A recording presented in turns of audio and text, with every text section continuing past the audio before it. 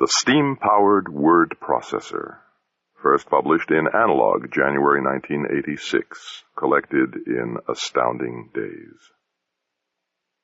Foreword. Very little biographical material exists relating to the remarkable career of the now almost forgotten engineering genius, the Reverend Charles Cabbage, 1815 to 1880-something, a one-time vicar of St. Simeon's in the parish of Far Tottering, Sussex. After several years of exhaustive research, however, I have discovered some new facts, which, it seems to me, should be brought to a wider public. I would like to express my thanks to Miss Drusilla Wollstonecraft Cabbage and the good ladies of Far Tottering Historical Society, whose urgent wishes to disassociate themselves from many of my conclusions I fully understand. As early as 1715, the Spectator refers to the Cabbage, or Coubage family, as a cadet branch of the de Cavaliers, bar sinister, regrettably, though Sir Roger himself is not implicated. They quickly acquired great wealth, like many members of the British aristocracy, by judicious investment in the slave trade. By 1800, the Cabbages were the richest family in Sussex, some said in England, but as Charles was the youngest of 11 children, he was forced to enter the church and appeared unlikely to inherit much of the Cabbage wealth. Before his 30th year, however, the incumbent of Far Tottering experienced a remarkable change of fortune owing to the untimely demise of all his 10 siblings in a series of tragic accidents. This turn of events, which contemporary writers were fond of calling the curse of the Cabbages, was closely connected with the vicar's unique collection of medieval weapons, oriental poisons, and venomous reptiles. Naturally, these unfortunate mishaps gave rise to much malicious gossip, and may be the reason why the Reverend Cabbage preferred to retain the protection of holy orders, at least until his abrupt departure from England. Ealing Studios deny the very plausible rumor that Alec Guinness's Kind Hearts and Coronets was inspired by these events. It is known, however, that at one time Peter Cushing was being considered for the role of the Reverend Cabbage. It may well be asked why a man of great wealth and minimal public duties should devote the most productive years of his life to building a machine of incredible complexity, whose purpose and operations only he could understand. Fortunately, the recent discovery of the Faraday-Cabbage correspondence in the archives of the Royal Institution now throws some light on this matter.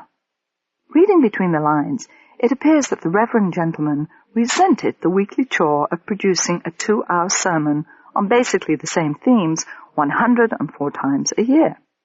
He was also incumbent at Tottering in the Marsh, population 73. In a moment of inspiration, which must have occurred around 1851, possibly after a visit to the Great Exhibition, that marvelous showpiece of confident Victorian know-how, he conceived a machine which would automatically reassemble masses of text in any desired order. Thus he could create any number of sermons from the same basic material. This crude initial concept was later greatly refined, although, as we shall see, the Reverend Cabbage was never able to complete the final version of his Word Loom. He clearly envisaged a machine which would operate not only upon individual paragraphs, but single lines of text. The next stage, words and letters, he never attempted, though he mentions the possibility in his correspondence with Faraday and recognized it as an ultimate objective. Once he had conceived the Word Loom, the inventive cleric immediately set out to build it. His unusual, some would say deplorable, mechanical ability had already been amply demonstrated through the ingenious man-traps which protected his vast estates, and which had eliminated at least 2 other claimants to the family fortune. At this point, the Reverend Cabbage made a mistake which may well have changed the course of technology, if not history. With the advantage of hindsight, it now seems obvious to us that his problems could only have been solved by the use of electricity. The Wheatstone telegraph had already been operating for years, and he was in correspondence with the genius who had discovered the basic laws of electromagnetism. How strange that he ignored the answer that was staring him in the face. We must remember, however, that the gentle Faraday was now entering the decade of senility preceding his death in 1867. Much of the surviving correspondence concerns his eccentric faith, the now extinct religion of Sandemanism, with which Cabbage could have had little patience. Moreover, the vicar was in daily, or at least weekly, contact with a very advanced technology with over 1,000 years of development behind it. The far-tottering church was blessed with an excellent 21-stop organ manufactured by the same Henry Willis, whose 1875 masterpiece at North London's Alexandra Palace was proclaimed by Marcel Dupré as the finest concert organ in Europe. Since the 1970s, my indefatigable brother Fred Clark, with the help of such distinguished musicians as Sir Yehudi Menuhin, who has already conducted 3 performances of Handel's Messiah for this purpose, has spearheaded a campaign for the restoration of this magnificent instrument. Cabbage was himself no mean performer on this instrument and had a complete understanding of its intricate mechanism. He was convinced that an assembly of pneumatic tubes, valves, and pumps could control all the operations of his projected Word Loom. It was an understandable but fatal mistake. Cabbage had overlooked the fact that the sluggish velocity of sound, a miserable 330 meters a second, would reduce the machine's operating speed to a completely impracticable level. At best, the final version might have attained an information handling rate of 0.1 baud, so that the preparation of a single sermon would have required about 10 weeks. It was some years before the Reverend Cabbage realized this fundamental limitation. At first he believed that by merely increasing the available power, he could speed up his machine indefinitely. The final version absorbed the entire output of a large steam-driven threshing machine, the clumsy ancestor of today's farm tractors and combine harvesters. At this point, it may be as well to summarize what little is known about the actual mechanics of the Word Loom. For this, we must rely on garbled accounts in the far-tottering Gazette, no complete runs of which exist for the essential years 1860 through 1880, and occasional notes and sketches in the Reverend Cabbage's surviving correspondence.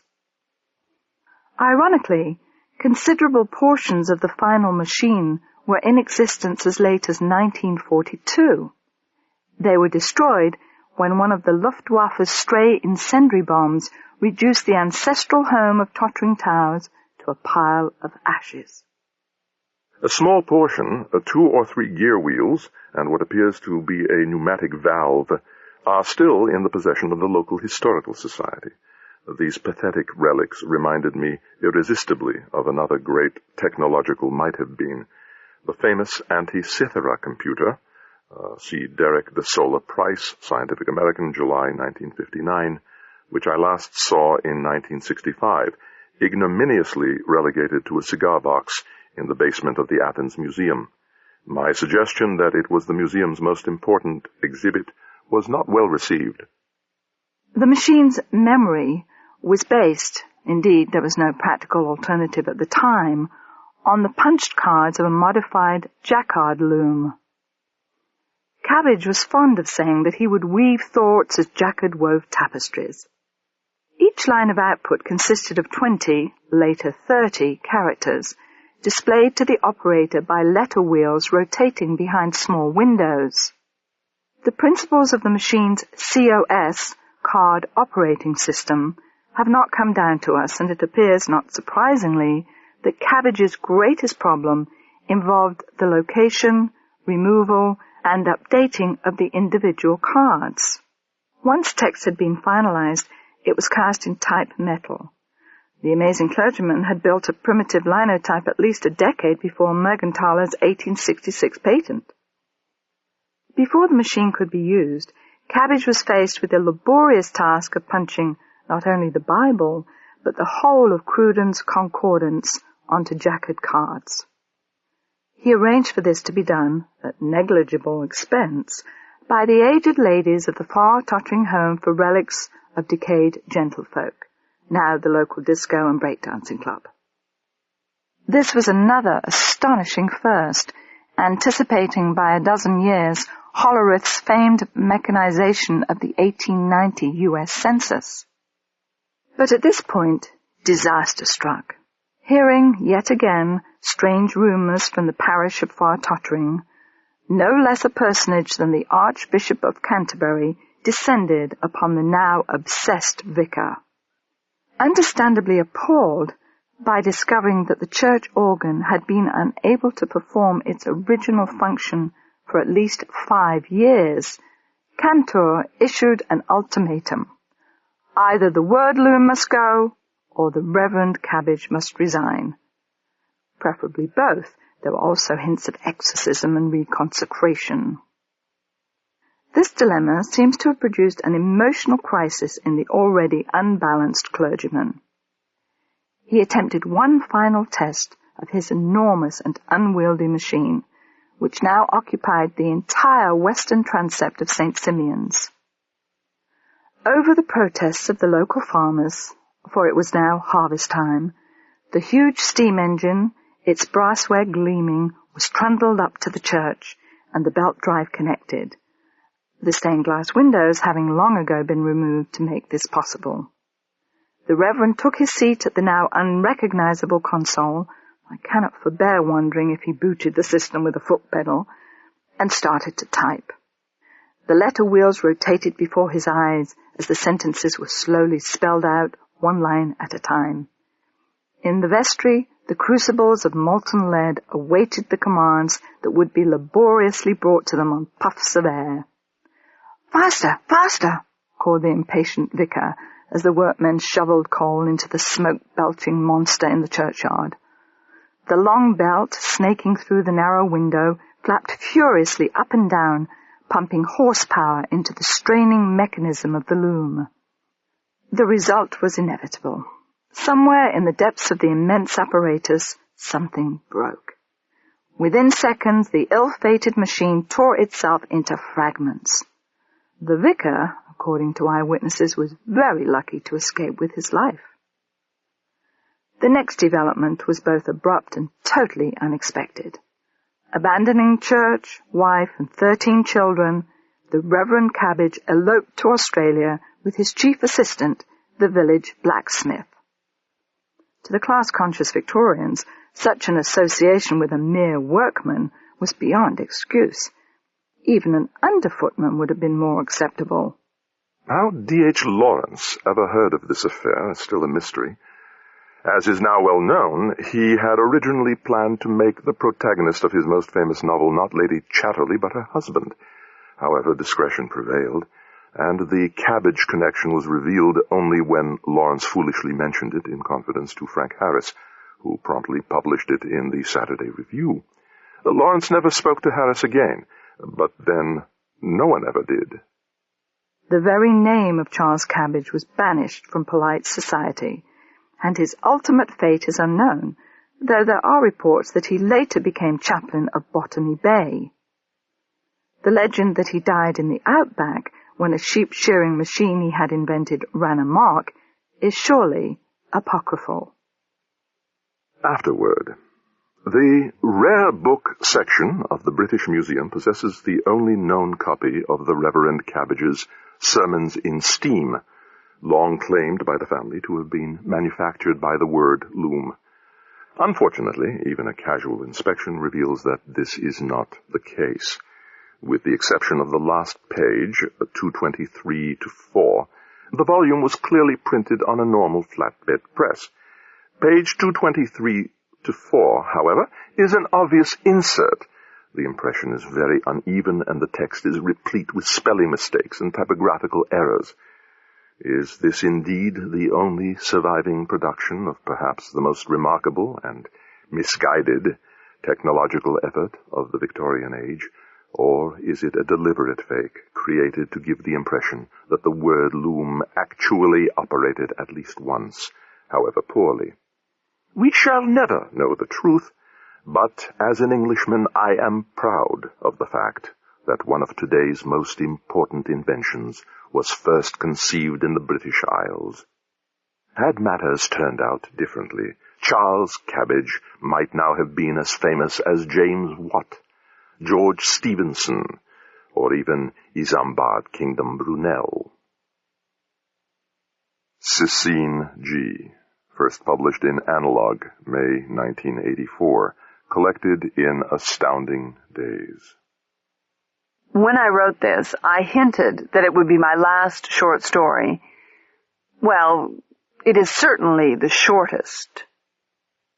And God said, lines Aleph 0 to Aleph 1, delete, and the universe ceased to exist. Then she pondered for several eons and sighed. Cancel program Genesis, she ordered. It never had existed.